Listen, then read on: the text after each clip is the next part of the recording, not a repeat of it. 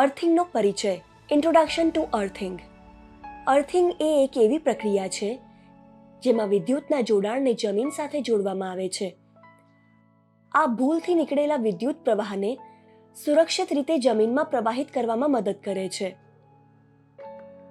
આપણે ઘરોમાં વિદ્યુત ઉપકરણોનો ઉપયોગ કરીએ છીએ. કેટલીક વાર આ ઉપકરણોમાંથી ઇલેક્ટ્રિક કરંટ આવે છે. જો ઘરમાં યોગ્ય અર્થિંગ છે તો ઇલેક્ટ્રિક કરંટ લાગવાનું જોખમ ઘટે છે તથા ઇલેક્ટ્રિક સાધનોને નુકસાનથી પણ બચાવી શકાય છે. આ વિડીયોમાં આપણે ઘરના અર્થિંગ ચકાસણી અને અર્થિંગના ખર્ચ વિશે ચર્ચા કરીશું. સૌથી પહેલા જોઈએ ઘરના ઉપકરણોનું અર્થિંગ થયું છે કે નહીં. આના માટે આપણને એક સાદા ટેસ્ટ બલ્બની જરૂર છે જેમાં 2 વાયર સાથે જોડાયેલ પેન્ડન્ટ હોલ્ડર હોય અને એક 100 વોટનો બલ્બ હોય. હવે ઘરના એક્સટેન્શન બોર્ડના 5 પિન સોકેટ દ્વારા અર્થિંગની ચકાસણી કરીશું. ચકાસણી કરતા પહેલા સમજી લો કે 5 પિન સોકેટમાં 3 મુખ્ય ટર્મિનલ હોય છે.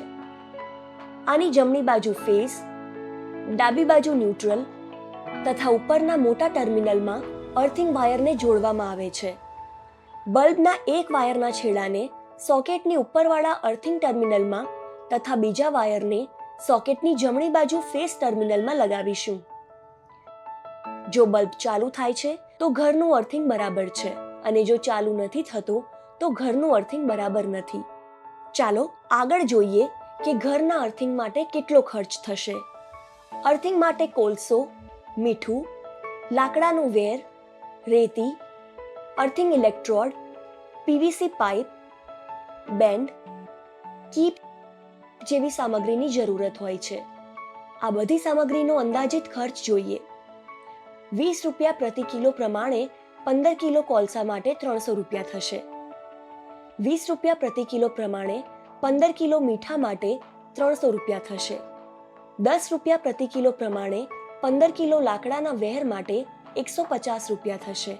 20 રૂપિયા પ્રતિ કિલો પ્રમાણે 15 કિલો રેતી માટે 300 રૂપિયા થશે. 600 રૂપિયા પ્રતિ કિલો પ્રમાણે 2 ઇંચ 2 ફૂટ 2 કિલો જીઆઈ પ્લેટનો ખર્ચ 1200 રૂપિયા થશે. 20 રૂપિયા પ્રતિ મીટર પ્રમાણે 5 મીટર જીઆઈ વાયરના 100 રૂપિયા થશે. ખાડા ખોદવાનો ખર્ચ 1000 રૂપિયા થશે. ઇલેક્ટ્રિશિયન માટે 1000 રૂપિયા થશે. આ રીતે ઘરના અર્થિંગ માટે લગભગ 4350 રૂપિયા સુધીનો ખર્ચ થશે. આ વિડીયોમાં આપણે અર્થિંગ, ઘરની અર્થિંગની ચકાસણી અને આનાથી જોડાયેલ જરૂરી ખર્ચા વિશે જાણકારી મેળવી. હવે તમે ઘરના અર્થિંગની ચકાસણી કરી શકો છો અને જો અર્થિંગ નથી તો એને બનાવવા માટે કોઈ ઇલેક્ટ્રિશિયનની મદદ લઈ શકો છો.